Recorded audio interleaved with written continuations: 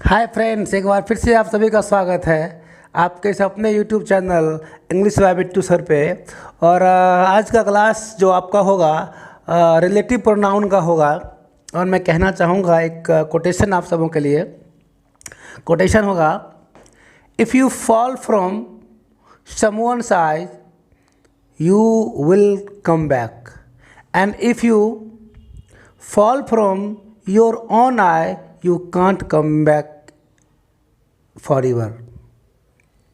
It means यदि आप किसी दूसरे के नज़रों में गिर जाते हैं तो आप अच्छे काम करके उठ सकते हैं, आप कम बैक कर सकते हैं, वापस आ सकते हैं, अच्छे बन सकते हैं। लेकिन यदि आप अपने नज़रों में गिर गए तो आप कभी वापस नहीं आ पाएंगे। इसलिए अपना ख्याल रखिए और बस लगे रहिए। Thank you.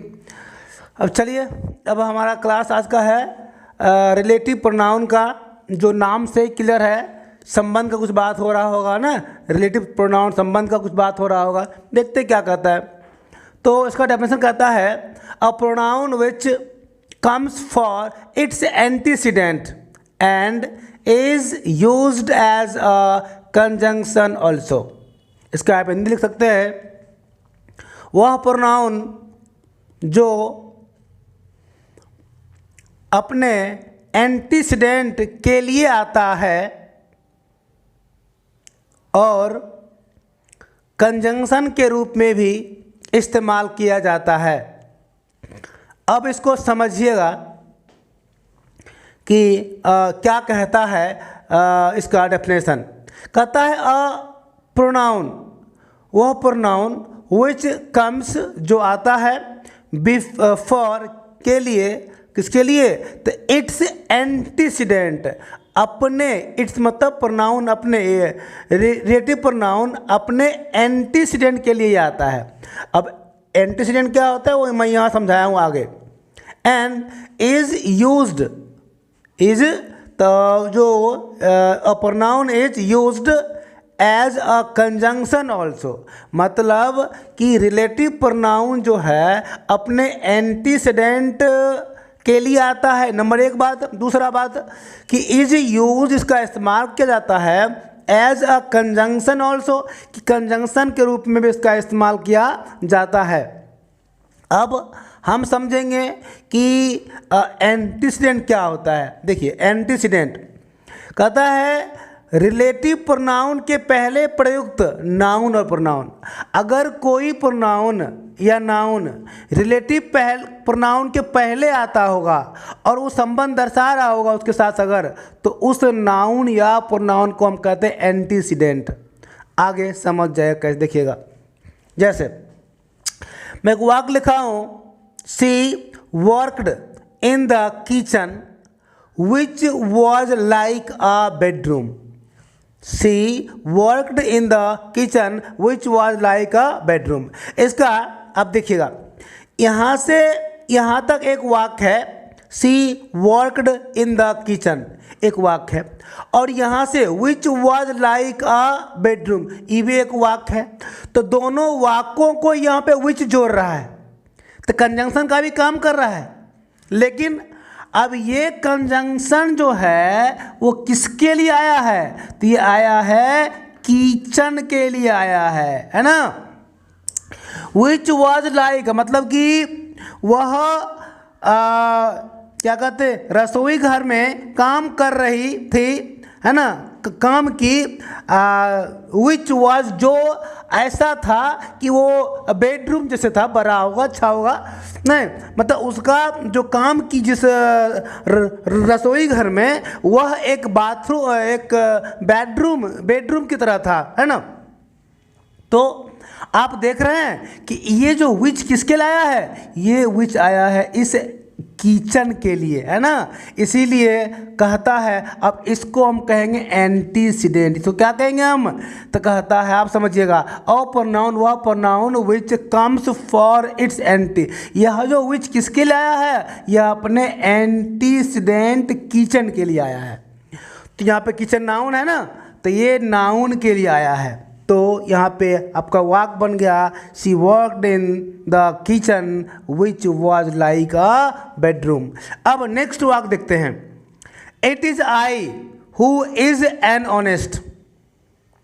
अब ये वाक्य गलत है, पहले आप खुद फाइंड कीजिए गलती कहाँ है, क्योंकि इट इज आई हु, ये जो हु है ना भाऊ, ये हु अपने एंटीसीडेंट के लिए आया है, ये प्रोनाउन है ना आई, तो यहाँ पे जो हु आया है यह मैं हूँ, तो जो कौन, तो मैं, इसीलिए इस जो प्रोनाउन है रिलेटिव प्रोनाउन है यहाँ पर ये, और ये आया है अपने एंटीसीडेंट प्रोनाउन के लिए। यहाँ पर विच आया था ये नाउन के लिए, यहाँ पर हु आया है ये प्रोनाउन के लिए। अब देखिए, अब विच के बाद इज भी, हु के बाद इज भी लगता है, हु इज योर फ्रेंड, है ना, और तो वो अलग कंडीशन है। यहाँ पे हु के बाद इज गलत है, यहाँ पे हु के बाद एम लगेगा, एम, और यहाँ पर एन भी गलत है, क्योंकि आपका नाउन तो है ही नहीं। तो क्या करिए, एन को आप काट दीजिए, अब वाक्य सही हो जाएगा। It is I who am honest.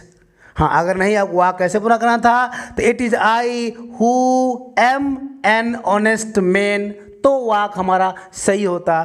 तो ध्यान दीजिएगा, तो आपने क्या देखा, क्या इस वाक्य में विच आया है किचन के लिए जो इसका एंटीसीडेंट था, इस वाक्य में हु आया है आई के लिए जो इसका एंटीसीडेंट था। तो ध्यान रखेंगे, जब भी हमारा रिलेटिव प्रोनाउन के पहले जो नाउन या प्रोनाउन रहेगा, जो कुछ भी हो, चाहे नाउन हो चाहे प्रोनाउन हो, तो उसके अकॉर्डिंग हमको वर्ब लगाना है। अगर यहाँ पर ही होता, यहाँ पर इज लगाते, दे होता तो आर लगाते, तो जैसा यहाँ पे इसका होगा एंटीसीडेंट, वैसा हमको लगाना होगा क्या, वर्ब, है ना। अब हम आपको बताना चाहेंगे कि रिलेटिव प्रोनाउन होता क्या क्या है, उसको आप देखिएगा। एक हु हो गया, और हु का इस्तेमाल होता है सजीव के लिए, ध्यान रखिएगा, हु का इस्तेमाल होता है किसके लिए, सजीव के लिए। और विच का होता है निर्जीव के लिए, और दैट का भी होता है निर्जीव के लिए, लेकिन विच का होता है कई कुछ इलेक्ट करने के लिए, वो आगे हम समझाएंगे। होता है the boys who came here are artist, वे लड़कों जो आया यहाँ, लड़कों जो यहाँ आया कलाकार है। अब देखिए, ये जो हु है, ये हु किसके लिए आया है, तो ये हु आया है इस लड़कों के लिए, लड़कों जो आया है यहाँ, है ना, तो जो लड़कों आया यहाँ, तो यहाँ पे ये हु जो है आपका रिलेटिव प्रोनाउन है, और इसके पहले ये द बॉयज क्या हो गया, एंटीसीडेंट। तो कहता है जब भी कोई प्रोनाउन अपने एंटीसीडेंट के लिए आता होगा तो उसको हम क्या कहते हैं, रिलेटिव प्रोनाउन कहते हैं। और देखिए, ये तो कैम लगा इसके अनुसार V2, लेकिन इसका जो है वर्ब ये है, लेकिन इस बॉयज का वर्ब कहाँ, देखिए इस बॉयज का वर्ब ये आर है। यहाँ अगर बॉय होता यहाँ इज लगाते, यहाँ बॉयज है तो आर लगाए हैं, लेकिन ये इसका एंटीसीडेंटिव प्रोनाउन भी काम कर रहा है। यहाँ भी अगर वर्ब लगाना होता तो हम प्लूरली वर्ब लगाते, ठीक है। तो the boys who came here are artist, लड़का जो यहाँ आया वो कलाकार है, ठीक है। अब समझिएगा अगला वाक्य, आई have a friend who loves me very much. तो मेरे पास एक दोस्त है, जो कौन, तो दोस्त। यहाँ पे जो आपका रिलेटिव प्रोनाउन है, और ये किसके लिए आया है, तो दोस्त के लिए आया है, क्योंकि दोस्त एक है ना, दोस्त एक ही ना है, इसलिए यहाँ पर V5 लगा है, वर्ब का 5वां रूप लगा है, वो सब आगे आप समझ जाइएगा।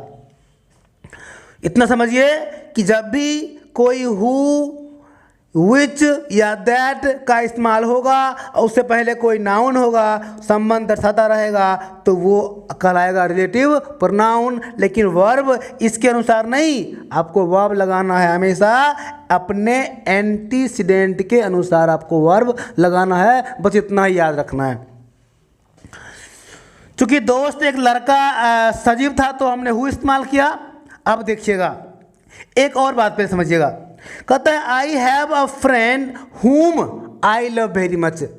अब यहाँ पे हु का ये ऑब्जेक्टिव केस में हुम इस्तेमाल किया हूँ, ये सब्जेक्टिव केस था हु, अब इसका ऑब्जेक्टिव केस में हुम इस्तेमाल किया हूँ। आई हैव अ फ्रेंड हुम, जिसे, तो ये भी तो हुआ रिलेटिव प्रोनाउन, लेकिन रिलेटिव प्रोनाउन का ही ऑब्जेक्टिव केस का हुआ, यहाँ पर ये सब्जेक्टिव केस का हुआ, यहाँ पर ये ऑब्जेक्टिव केस का हुआ। तो इसलिए ऐसा हुआ इसका मतलब हुआ कि मेरे पास एक दोस्त है जो मुझे बहुत प्यार करता है, और इसका मतलब हुआ कि आई हैव अ फ्रेंड, मेरे पास एक दोस्त है, whom I love very much, जिसे मैं बहुत प्यार करता हूँ। ठीक है, अब आप देखिएगा विच का इस्तेमाल होता है किसके लिए, निर्जीव के लिए। कैसे, I have a pen which is red, तो एक कंजंक्शन का तरह भी काम कर रहा है, ये जो विच है ये कंजंक्शन की तरह भी काम कर रहा है और रिलेटिव प्रोनाउन की तरह भी काम कर रहा है, क्योंकि ये विच मतलब क्या लाल है, तो कलम। और कहता है जब कोई हु विच या दैट इट इज कुछ भी अगर अपने पिछले एंटीसीडेंट नाउन या प्रोनाउन के लाता होगा उसको हम कहते हैं रिलेटिव प्रोनाउन। और यहाँ चूँकि कलम निर्जीव है इसलिए यहाँ पर इस्तेमाल हम किए हैं विच, अगर यहाँ पर दो सजीव था तो हम इस्तेमाल किए हैं हु, ध्यान रखिएगा। नेक्स्ट कहता है द पेन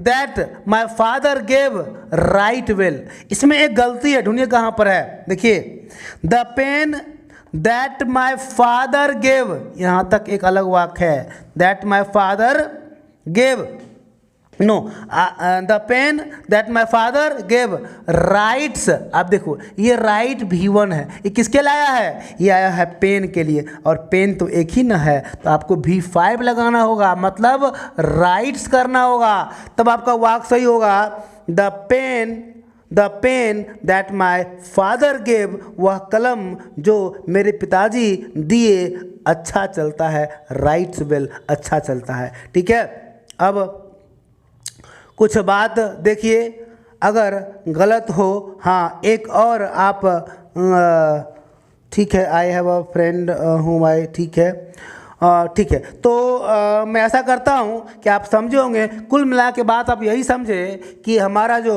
रिलेटिव प्रोनाउन होता है वो ठीक अपने से पहले वाले नाउन या प्रोनाउन के लिए आता है, और उस वाक्य में जो वर्ब होगा वो अपने एंटीसीडेंट के अकॉर्डिंग लगेगा, ना कि रिलेटिव प्रोनाउन के अनुसार लगेगा। बस इतना बात याद रखिए, आपका काम हो जाएगा। फिर एक और सेकेंड गो में आएंगे तो थोड़ा डिटेल हम बात करेंगे, अभी इतना जान लीजिए कि रिलेटिव प्रोनाउन का इस्तेमाल किसी नाउन या प्रोनाउन उससे जो पहले आता है उसके लिए होता है। ठीक है, thank you for watching this video, फिर मिलता हूँ अगले एपिसोड।